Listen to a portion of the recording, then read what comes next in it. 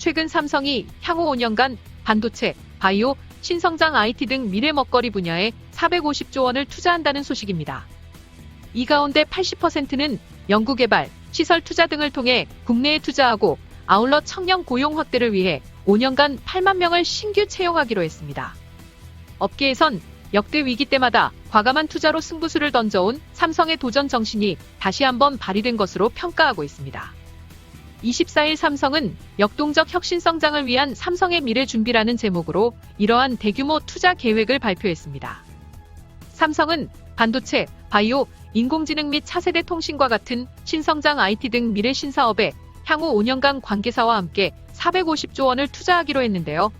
이는 삼성이 지난 5년간 투자한 330조 원 대비 120조 원 늘어난 것으로 연평균 투자 규모를 30% 이상 늘린 것입니다.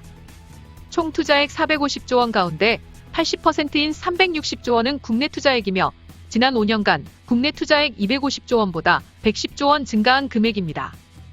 우선 반도체의 경우 30년간 선도해온 메모리 분야의 초격차 위상을 강화할 방침입니다.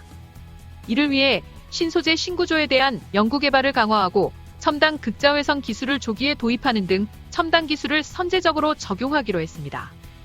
삼성은 고성능 저전력 AP, 5G 등 초고속 통신 반도체 등에 필요한 팹리스 시스템 반도체의 경쟁력도 확보할 방침입니다. 파운드리 사업에서는 차세대 생산 기술을 적용해 3나노 이하 제품을 조기 양산한다는 계획입니다. 삼성은 바이오 분야에서도 공격적인 투자를 단행해 제2의 반도체 신화를 구현하겠다는 목표를 제시했습니다. 중장기적으로는 바이오 의약품 위탁 개발 생산 및 시밀러를 주축으로 하는 사업 구조를 구축하기로 했습니다. 아울러 미래 산업 경쟁력을 좌우하는 AI, 차세대 통신 등 신성장 IT 분야에서는 초격차 혁신을 통한 경쟁력 강화에 집중한다는 계획입니다. 삼성 관계자는 미래 먹거리와 신성장 IT에 집중적으로 투자하는 것은 국가 핵심 산업의 경쟁력을 한 단계 업그레이드하는 동시에 사회 전반의 역동성을 불어넣겠다는 의도라고 설명했습니다.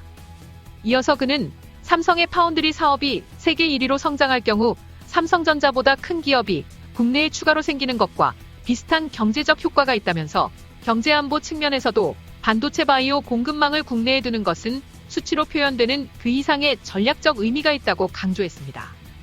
삼성은 이날 향후 5년간 핵심 사업을 중심으로 8만 명을 신규 채용하겠다는 계획도 밝혔는데요.